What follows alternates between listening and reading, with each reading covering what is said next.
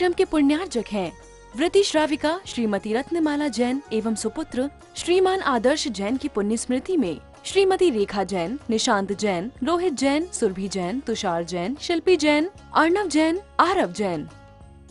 तीर्थंकर परमात्मा का जब मोक्ष होता है उसको क्या बोलते हैं? पंडित पंडित मरण।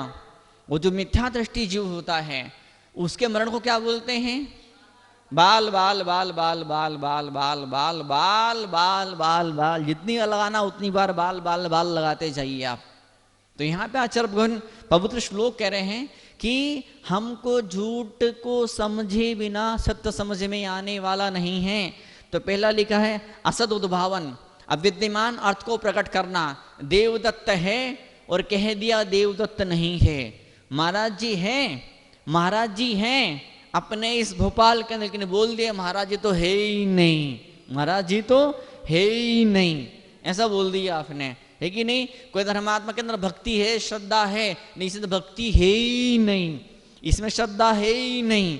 अरे भैया उसने एक गड़बड़ घोटाला किया है, उसने कोई एक काम गलत किया है, उस एक गलत काम की वजह से उस इंसान की पूरी श्रद्धा, पूरी भक्ति, उसकी पूरी सेवा भावना में पानी मत पोत दीजिए। तो क्या बोलते हैं कि कोई व्यक्ति, कोई वस्तु, कोई गुण है पर आपने का नहीं है, इसका नाम क्या हो गया? असत्य।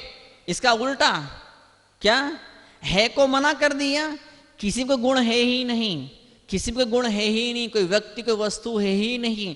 मान लो कि यहाँ पर चैनल वाला नहीं खड़ा है और आपने बोले चैनल वाला यहीं तो खड़ा है, यहीं तो खड़ा है, यहीं तो बैठा है, यहीं तो बैठा है। ये सब क्या हो गया? ये क्या हो गया? जो विद्यमान था उसे विद्यमान कर देना और विद्यमान को विद्यमान कर देना। वो फिर क्या बोलते हैं? ईशत सत अनुदरा कन्या। अनुदरा मतलब क्या? कि जो बेटी, जो बहू गर्भवती नहीं है या मोटापे की वजह से जिसका बहुत मोटा पेट नहीं है या दुबलेपन की वजह से जिसका पेट बिल्कुल पीठ से चिपक गया है, उसको क्या बोलते हैं? अनुदरा। अनुदरा मतलब उदर नहीं, अन मतलब नहीं, उदर मतलब पेट। जिसका पेट नहीं उसे अनुदरा कहा जाता है। लेकिन सचुच पेट नहीं है क्या? पेट तो है, वो तोंद नहीं है। क्या? वो तोंद नहीं है। तो यह बोलते अनुदरा मतलब किसी अर्थ में सच है, किसी अर्थ में सच नहीं भी है। जैसे शास्त्र में कमंडल वाला, न्याय शास्त्र में कमंडल का उदाहरण आता है। कमंडल रखा महाराज जी का, आपने बोल दिया घड़ा है। क्या बोल दिया? घड़ा है। घड़ा मतलब क्या? पानी भरने वाला मटका। और मटका है क्या? नहीं। वो अगर साइज की बात की जाए, शेप की बात की जाए, उस हिसाब से वो बात झूठ है। लेकिन घड़े का काम क्या है? पानी को धारण करना, पानी को भरना, पानी को रोक के रखना। तो ऐसे ही तो वो उस दृष्टिकोण से कमंडल को आप घड़ा आप कह सकते हैं। अगला क्या लिखा है? अप्रशस्त वचन बोलना। एक शब्द में निपटा दिया। क्या हुआ? जो है उसको नहीं कहना। दूसरा झूठ कौन सा होता है? जो नहीं है उसको हाँ कहना। तीसरा झूठ कौन सा होता है? ऐसा आधा अधूरा सच बोलना। वो सच तो है लेकिन सच कैसा है? आधा अधूरा सच है, उसको भी झूठ की श्रेणी के अंदर उसको शामिल कर लिया गया है। और अंतिम है अप्रशस्त वचन बोलना। अप्रशस्त मतलब क्या?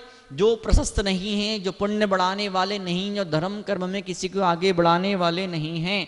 अप्रिय वचन बोलना, कठोर वचन बोलना, निंदा के वचन बोलना, गालियां देना। हालांकि गाली देने का जितने सारे पाप हैं वो सारे के सारे पांच के पांच पाप में गर्भित होते हैं।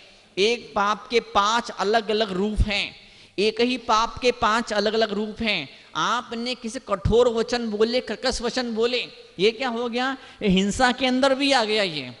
अगर जब तक मन में हिंसा की भावना नहीं होगी, बदले की भावना नहीं होगी, क्रोध की भावना नहीं होगी, तब तक कठोर वचन नहीं निकलेंगे मुंह से, तब तक निंदा के वचन नहीं निकल पाएंगे, तब तक गाली नहीं दे पाओगे, तब तक आपके मुंह से ज्वालामुखी का लावा फटने वाला नहीं है।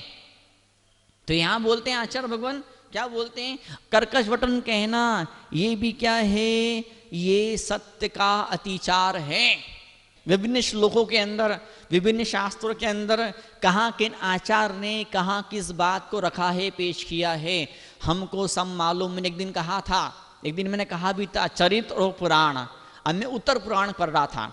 कल उत्तर पुराण का मैं थोड़ा सा हल्का सा किसी विशेष उद्देश्य में एक दो लाइन चेक करने के हिसाब से पुराण को खोल के देखा तो 8-10 पेज पढ़ गया मैं। तो मेरे मन में चिंतन पैदा हुआ कि है तो उत्तर पुराण मात्र तीर्थंकर भगवान के चरित्र को बताने के लिए, लेकिन तीर्थंकर भगवान के अलावा उस जमाने में जो महापुरुष हुए हैं, जो बहुत बहुत बहुत बड़ी उपलब्धियों को जिन्होंने पाया है, ऐसे 63 सलाका पुरुषों के बारे में भी उसमें वर्णन कृष्ण जी का वर्णन आता है। कृष्ण जी का वर्णन आता है जब पूतना मात खा गई, जब पूतना हार गई, जब पूतना पराजित हो गई, वो जहर वाला दूध कृष्ण जी को नहीं पिला पाई। क्यों नहीं पिला पाई जहर वाला दूध? ढेर सारे देवी देवता कृष्ण जी रक्षा में तैयार थे, तैनात थे। जैसे पैदा हुए देवता आ गए सेवा करने के लिए। और अब तो ऐसा होता है आप पुकारते हो तो भी देवता नहीं आते। देवता तो क्या, आपके अपने परिवार का मेंबर तक आपकी मदद करने को नहीं आता। क्यों? वो हीन पुण्य होता चले जा रहा है। एक ऐसे संत महात्मा आते हैं, एक ऐसे संत महात्मा इस शहर के अंदर आते हैं कि उनके चारित्र का, आचरण का कहीं कोई ठिकाना नहीं है, लेकिन हजारों लोग, लाखों लोग उनके पीछे दीवानों की तरह दौड़े चले जाते हैं। जिनको तत्वज्ञानी बोलते हो, जिनको सम्मदृष्टि बोलती, वो भी दौड़े चले जाते, वो भी उनके पास दौड़े चले जाते हैं। और एक ऐसे मुनि महाराज भी आते हैं, तपस्या है, खूब सारा त्याग है, उसके बावजूद भी जो होना चाहिए वैसा नहीं हो पाता है। ये क्या है? ये पाप का उदय है। किसके पाप का उदय है? सबके सामूहिक पाप का उदय है। क्या बोलते हैं इसको? सामूहिक पाप का उदय है। सामूहिक पाप कर्म का बंध जो करते हैं उनको सामूहिक पाप का उदय भी होता है। बड़ी भारी बस पहाड़ से गिरी, कहां गिरी? खाई में, सबके सब मर गए।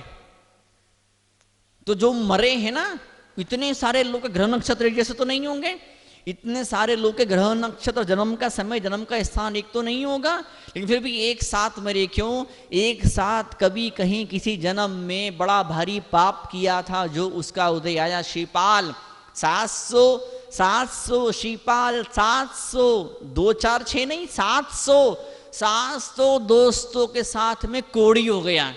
शरीर ऐसा सड़ रहा है, पीप निकल रही है, बदबू फैल रही है और कोई देखने को तैयार नहीं। ऐसी खतरनाक बदबू उड़ रही है ना कि दूर दूर तक लोग भाग जाते थे। क्या किया? जाने अनजाने में निंदा करी थी। आप बोलते हैं हम मुनि की निंदा तो नहीं करते, संभव है आपने मुनि की निंदा तो नहीं करी होगी, लेकिन मुनि की सेवा करने वालों की निंदा तो करी ही होगी। हो सकता मुनि की निंदा नहीं करी हो, लेकिन मुंदराज में जो गुण हैं उन गुणों की निंदा तो की होगी। कैसे? ये तो मजाक में बोलना, महाराज जी आप मोल लोगे ना, मजाक में बोलना, महाराज जी आप मोल लोगे ना तो गला खराब हो जाएगा, आपकी जीभ चिपक जाएगी आपके तालू से।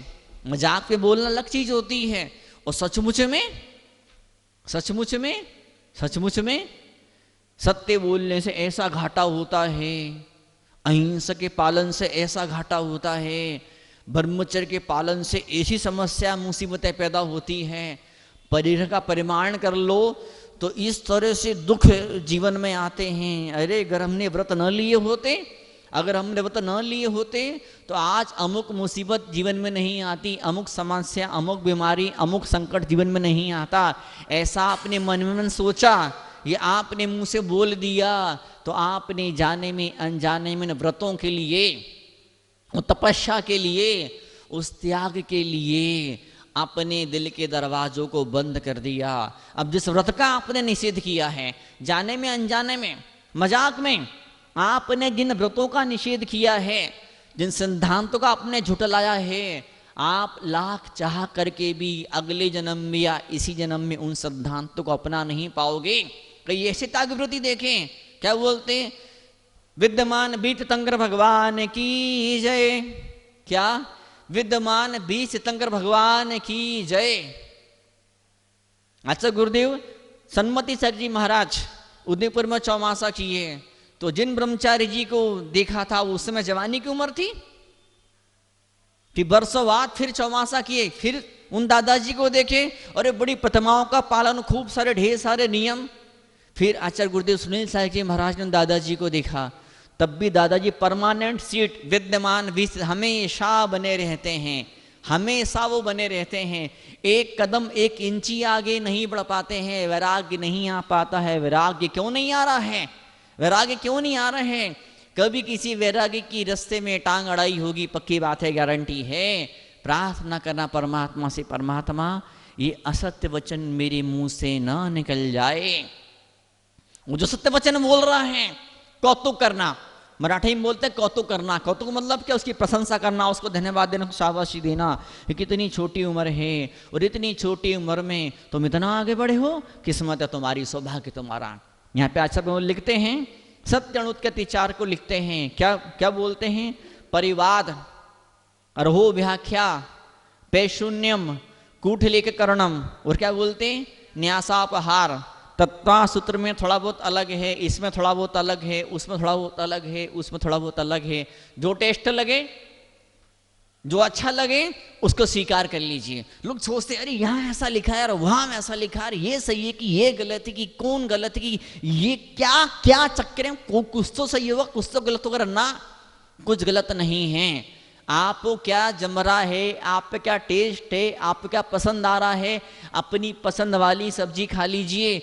दुनिया में तो 1000 सब्जी बन रही, बिक रही है। शादी के अंदर, पार्टी के अंदर 1000 तरह की डिश वहां पर है, लेकिन जो पसंद आए, जो रुचे, जो टेस्ट जमे, और साथ ही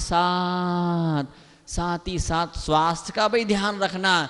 गुलाब जामुन बहुत अच्छा लग रहा है, पर डायबिटीज के पेशेंट हो, पर कोलेस्ट्रॉल के पेशेंट हो, तो आपको नहीं खाना चाहिए। भले टेस्ट अच्छा लग रहा है, भले जीभ लपलापा रही है, भले ही 10 लोग बोल रहे हैं खा लो जी, एक में क्या फर्क पड़ता है, एक में खा लो जी, खा लो जी, क्या फर्क पड़ता है एक के अंदर। कई बार ऐसा होता है, एक गंदी कहावत है हिंदी भाषा के अंदर, क्या? जिसका पति मर जाता उसे क्या बोलते हैं? हाँ, और जिसका पति मर जाता उसे क्या बोलते हैं? हाँ, तो बोलते हैं कि जिसका पति मर जाए वो तो अपना वो काट लेती है, लेकिन जिसकी पत्नी मर जाए वो उसको उसका वो काटने नहीं देता। बहुत स्पष्ट रूप से मैं नहीं बोल पाऊंगा। कई बार ऐसा भी होता है, आप जब की तब की ज्ञान की राह में बढ़ रहे हैं, आगे चल रहे हैं, पर आसपास ऐसा माहौल है, आसपास ऐसे लोग, या तो आसपास ऐसे लोग हैं, या आपकी मेमोरी के अंदर, आपकी स्मृति के अंदर आपके सोए हुए, दबे हुए, छिपे हुए ऐसे खतरनाक कर्म आप बांध करके आए, ऑटोमेटिक या तो कोई आके बोल जाएगा, कान में जहर भर जाएगा, या फिर जाने अनजाने में क्या बोलूं, किस जन्म में कौन सा विचार, कौन सा पाप जो किया था, पाप उदय में आएगा, और इंसान में व्रतों पर, नियम पर पक्का और मजबूत नहीं रह पाएगा। सबसे पहली बात कौन सी? अहिंसा की, फिर सत्य की। सत्य अधूरा न रह जाए, सत्य अधूरा न रह जाए। सत्य का देवता जीवन में प्रकट हो, जम करके, डट करके बैठ जाए, अपना आसन मार के, पालकी मार के बैठ जाए। तो आचार्य कहते हैं, लेकिन सच को लोग बैठने नहीं देते हैं। तो कौन लोग नहीं बैठने देते हैं? यहाँ बोलते हैं परिवाद का शब्द आचार्य भगवान ने, प्रभाचंद्र स्वामी ने मिथ्योपदेश किया है। कहीं किन्हीं ग्रंथ के अंदर परिवाद का अर्थ क्या किया है? निंदा भी किया है। विभिन्न ग्रंथों के अंदर विभिन्न शब्दों का विभिन्न अर्थ है। अब क्या मालूम उन आचार्य के सामने कौन इंसान बैठा था, उसने क्या सवाल पूछा था। सवाल पूछने वाला कितना बड़ा वीआईपी था।